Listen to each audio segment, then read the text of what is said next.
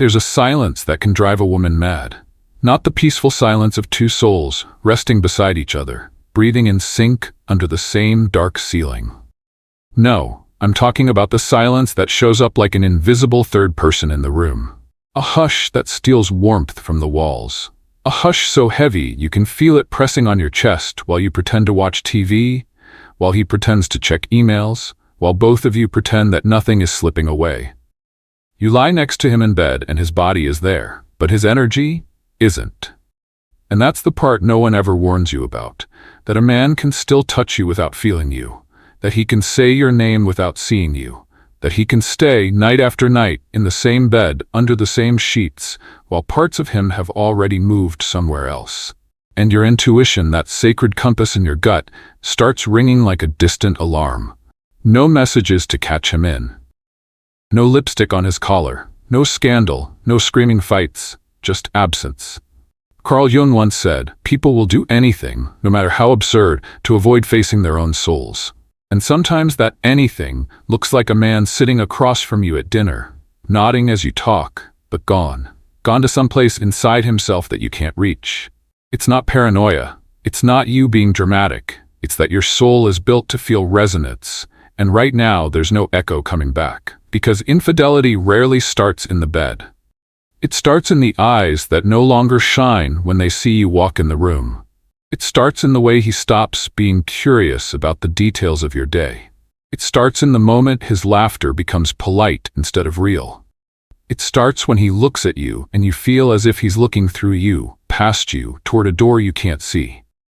And it doesn't matter how good the sex still is, or how normal everything looks to the outside world. Because when a man begins to betray you, the first part of him that leaves is his soul. And even though no one else might see it, you do. Because a woman always feels the temperature drop when love starts dying in the room. If this is hitting something real for you, if it feels like someone's finally putting words to what you've always felt but couldn't say, take a second to like this video and subscribe. Not for me, but for you. So you remember that your intuition was never wrong. Because here's the truth. A man who's unfaithful always leaves signs. Not because he wants to get caught, but because the lie grows too heavy for his spirit to carry. And every man who betrays starts the same way. Not by touching another woman's skin, but by turning away from the shadows inside himself. Carl Jung taught us that every person carries a shadow, the hidden part of ourselves that holds everything we'd rather not admit, the fears, the boredom, the emptiness, the parts that whisper, "Is this all there is?" For some men, that shadow grows too loud to ignore. It's not simply that he wants someone else. It's that he wants to run away from who he has become. He begins projecting his own dissatisfaction onto you. He starts convincing himself that you're the reason he feels trapped, that it's you who changed, that it's you who's too demanding, too emotional, too much. But the truth is, he's wrestling with a hollowness that was there long before you ever touched his life. Jung called this projection, when we take our own inner chaos and fling it onto someone else's canvas so we don't have to look at it ourselves. So a man starts searching for anesthesia. Not love. He looks for someone new to distract him from the emptiness he refuses to name, and he's terrified you'll see through him. Because a woman's intuition is relentless. You feel shifts in his energy before he knows he's shifting. You feel the way his presence changes from warmth to cold. You feel when his eyes are still on you, but his soul is already halfway out the door. Infidelity is not a spontaneous act. It's a gradual disconnection that begins inside his own psyche. It's the moment he stops choosing you. Not once, not with grand gestures, but in 1,000 tiny moments. When he stops opening up about his thoughts. When he stops making future plans that include your name. When his words become mechanical, recycled lines spoken on autopilot. This is the shadow at work, because to admit his unhappiness would mean admitting he has to change. It would mean facing the truth that he is not the man he promised himself, or you, that he would become. So instead of facing his shadow, he seeks escape. He finds another woman who sees him as interesting, as funny, as successful. He basks in her new eyes because he cannot bear how invisible he feels in his own. But make no mistake, it's not about the new woman. It's about avoiding the pain of confronting himself. Jung said, "Until you make the unconscious conscious, it will direct your life and you will call it fate." This is how betrayal begins. Not in the sheets, but in the silent vow a man makes to himself that he will not look in the mirror. And the tragedy is that he may still love you. But he loves you from a distance because loving you up close would mean being seen, truly seen, and that terrifies him. Because to be seen by a conscious woman is to have nowhere left to hide. So he withdraws, layer by layer. He starts living on autopilot. He acts as though the relationship is fine, but he's already mapping escape routes in his mind. And you, who loves deeply, keep trying to fix it. You analyze every conversation. You tell yourself, maybe it's just stress. But the truth sits heavy in your chest. Because you know. Your soul always knows. Infidelity begins in the shadows of the human heart. It begins when a man chooses secrecy over vulnerability, when he trades the hard work of truth for the temporary high of novelty. Jung said the privilege of a lifetime is to become who you truly are. But many men are afraid of that privilege, so they run, they hide, and in that hiding they begin the quietest kind of betrayal. A betrayal not of the body first, but of presence, of tenderness, of soul. And that's why a man who's unfaithful always leaves signs. Because a soul trying to leave can't help but leave footprints, even when it thinks it's moving in silence. So let's talk about the signs. Because a man can try to hide his betrayal behind routine, behind work, behind the same smile you've known for years. But the soul leaks the truth, even when the lips keep lying. Here are 9 ways you'll know. He becomes an emotional ghost who still has your name on his lips. He's there. The keys are still in the bowl by the door. His toothbrush still sits beside yours. But when you speak, it's like talking into a canyon, and your words come echoing back hollow and unanswered. He stops asking about your day, not because he doesn't hear you, but because his spirit is somewhere else. He used to notice the subtle things, how your voice changed when you were nervous, how you liked your coffee, the look in your eyes when you were overwhelmed. Now he's polite, but absent, because it's safer for him to withdraw than admit he's drifting. Jung said, loneliness does not come from having no people around you, but from being unable to communicate the things that seem important to oneself. A man hiding betrayal locks away what's important, not just from you, but from himself. And you feel it, like living with a ghost who still answers, "I love you," out of habit, but his eyes say otherwise. He guards his phone as if it were holding state secrets. There was a time when his phone would buzz, and he'd check it openly. No secrets, no second thoughts. But now, he flips it face down. He takes it with him to the bathroom. He sets new passwords and acts insulted when you ask why. You catch a flash of panic in his eyes when a message pops up, a tightening of his jaw, a sudden, "Why do you care?" That's because secrets always change energy. Jung would call this shadow behavior. The man is engaging with parts of himself he can't reconcile with his conscious identity. So he becomes defensive. He makes you feel like you're paranoid for even wondering. But you're not paranoid. You're perceiving reality. Because a man who has nothing to hide, hides nothing. The bed becomes a place of either ice or fire, and neither feels like love. Intimacy is a mirror. And when a man begins betraying you, emotionally or physically, that mirror cracks. Some men go cold, they touch you less, they roll away at night, they stop initiating sex altogether, as if your skin has become foreign. Others turn up the heat. They try to drown their guilt with passionate sex, giving performances that feel theatrical, frantic, disconnected from tenderness. It's not real passion, it's a cover-up. Jung taught that when a man denies his shadow, it bursts out in extremes. So he either withdraws into ice, or ignites a fire meant to blind you from seeing the truth. But your body knows, because a woman's skin can feel when she's being touched with absence. He picks fights like matches, lighting small flames just to watch things burn.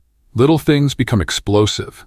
The way you ask a question, the tone in your voice, a glance, a sigh. Suddenly he's accusing you of nagging, of controlling, of never being satisfied, because conflict gives him distance. If he paints you as impossible, then he doesn't have to look at the part of himself that's betraying you. Jung said, everything that irritates us about others can lead us to an understanding of ourselves. But an unfaithful man refuses that lesson. Instead, he projects his guilt onto you. And you find yourself apologizing for your tone, for asking questions, for simply wanting closeness. He needs you to be the villain so he can justify becoming the man he swore he'd never be. So he provokes you. Not because he wants resolution, but because your chaos excuses his escape. He removes you from the map of his future. He used to say, when we travel next summer, now it's just I. He makes plans solo. He talks about career changes, new cities, new projects, and somehow your name never appears in the story. A man who is faithful sees the future in plural. A man who is already leaving sees it alone.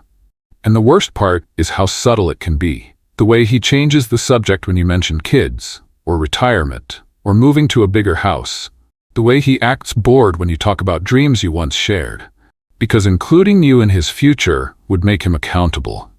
It would mean admitting he still wants this life. But he's already begun rehearsing his exit, even if he hasn't packed a single box. Jung would say he's trying to individuate, but he's doing it in the most unconscious way possible, through abandonment rather than transformation. He wants the freedom to reinvent himself, but doesn't have the courage to admit he's leaving you behind. So he stops talking about tomorrow, and you feel the cold drift between you.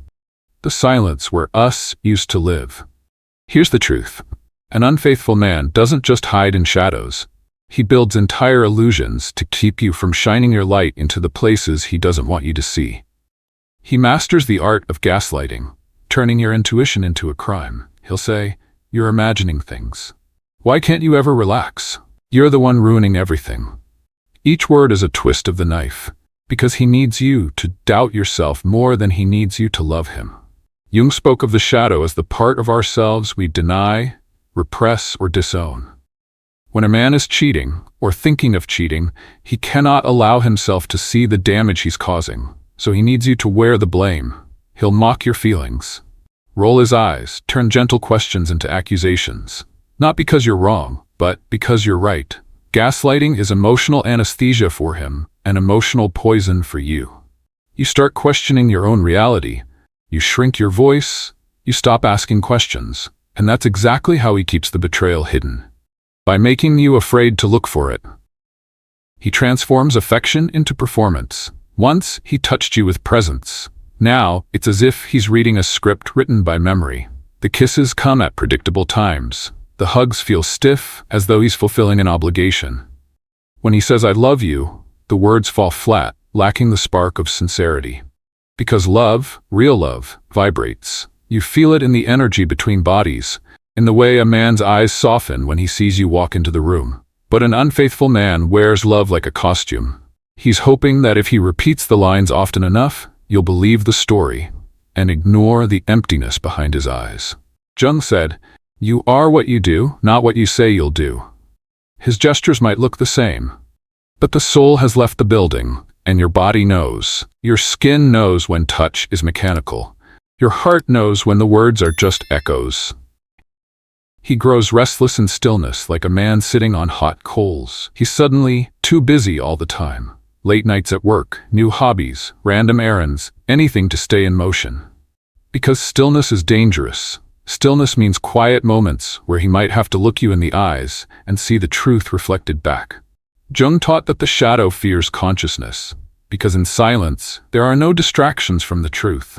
So he fills his calendar. He becomes a man perpetually on the way somewhere.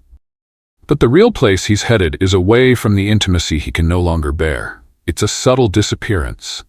A man present in body, but absent in spirit. You start to feel like an afterthought in his schedule, like you're interrupting a life he's building somewhere else. Because you are. He stops celebrating your radiance and starts quietly resenting it. At first, he was drawn to your light, your intelligence, your laughter, your depth. But now, every time you shine, it's like holding a mirror to the parts of him that feel small and inadequate. Jung said, "The most terrifying thing is to accept oneself completely. An unfaithful man can't do that, so he begins projecting his shame onto you. He criticizes things he once adored. Your ambition becomes too much. Your emotions become drama. Your beauty becomes a threat instead of a gift. Because your brilliance exposes his shadows, and instead of stepping into his own light, he tries to dim yours. He may subtly mock you in public, offer backhanded compliments, withdraw affection when you're most alive, all to make you smaller, easier to manage, less of a mirror reflecting his inner fractures. And the tragedy is, sometimes it works, because you start believing that maybe if you quiet your spirit, he'll come back. But a woman who shrinks herself for a man's comfort will never be loved for who she truly is. These are the footprints an unfaithful man leaves behind, not because he wants to be cruel, but because he's trying to escape the man he sees in the mirror. And as long as he runs from his own shadows, he will keep wounding the woman who stands beside him. But you deserve to know that none of this means you are unworthy. It means only that your soul is awake enough to feel the truth, even before your mind can name it. Here's the part few people ever talk about, how a woman begins to doubt her own soul when the man she loves starts fading away. Because betrayal isn't always loud. Sometimes it's silent. It happens behind quiet eyes, behind polite conversation, behind the way he still brings you coffee in the morning, but forgets how you take it. And that's what makes it so devastating. Because there's nothing to point to. No proof to hold up in trembling hands and say, look, this is why I'm breaking. So you start to wonder if maybe you're imagining the whole thing. You try to explain it to friends. He's just distant, different. It's like he's not here. But they tell you he seems like a great guy, that you're lucky, that you should relax. So you go quiet, and the silence grows bigger. Inside that silence, something begins to erode. Your trust in your own perception. Jung once said, your visions will become clear only when you can look into your own heart. Who looks outside, dreams. Who looks inside, awakes. But betrayal makes a woman look outside herself for answers. She starts scanning every text message for hidden meaning. She studies his moods like weather patterns, trying to predict the next storm. She memorizes his routines, looking for changes, until the relationship becomes an investigation, and she becomes exhausted from living as both detective and partner. It's not just heartbreak. It's disorientation. Because he's right there. Same laugh, same voice, same face. Yet everything feels wrong. It's like living with a man-shaped echo. And every day you wonder if maybe you're the problem, if maybe you're too sensitive, too intense. But you're not. You're awake, and you're feeling what the soul feels before the mind can rationalize it, because the body always knows when love has left the room. There's a particular kind of loneliness that comes from sleeping beside someone whose soul is no longer beside yours. It's colder than any empty bed, because it forces you to grieve someone who's still breathing next to you. And the hardest part? Sometimes he's still kind. Sometimes he still laughs at your jokes. Sometimes he still reaches for your hand. And those moments keep you hanging on, because you keep hoping the man you remember will come back. But the truth is, you're remembering who he was, not who he's choosing to be now. This is the quiet violence of emotional betrayal. It leaves no bruises, no police reports, no public scandal. Just a woman lying awake at 2 a.m., staring at the ceiling, whispering to herself, why do I feel so alone? And the answer is, because you're sharing your life with a man whose spirit has already left the house. You are not crazy. You are not overreacting. Your intuition is not a problem to fix. It's a truth to honor.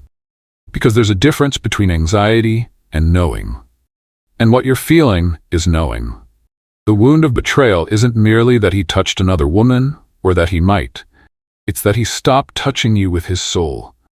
It's that he turned the sacred language of intimacy into silence, performance, or polite indifference.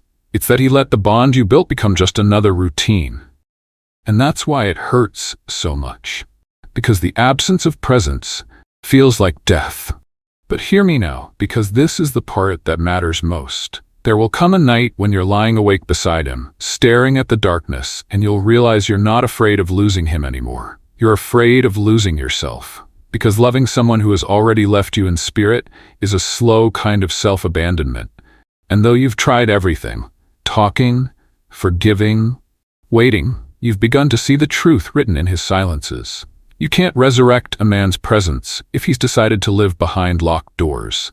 And the cost of trying is too high. Jung said, I am not what happened to me, I am what I choose to become. And that's the moment you choose. Not out of hatred, not out of vengeance, but out of the deepest kind of love. a love for the woman you see in the mirror. Here's what no one tells you. You don't need proof to leave. You don't need him to confess. You don't need to catch him in the act or show screenshots to your friends. Your intuition is evidence enough. Because the soul feels absence long before the mind can name it. And the privilege of your lifetime, Jung's words again, is to become who you truly are. Sometimes becoming who you are means choosing peace over performance. It means choosing dignity over doubt. It means understanding that love should not feel like an endless courtroom trial where you must prove your worth again and again. Leaving doesn't mean you didn't love him. It means you love yourself more than the illusion he's offering you now. Because the illusion is killing you. It's stealing your radiance. It's teaching you to quiet your instincts, to swallow your voice, to second-guess the sacred wisdom that has lived in women's bones for generations. Jung said, "What you resist persists, and resisting the truth that he's already gone in spirit only prolongs the ache." So let me speak this clearly into your soul. A conscious woman does not beg for presence. A conscious woman does not keep shrinking herself so that a man can feel bigger beside her. A conscious woman knows that sometimes the bravest thing you'll ever do is walk away from someone you still love. Yes, it will hurt. You will miss him.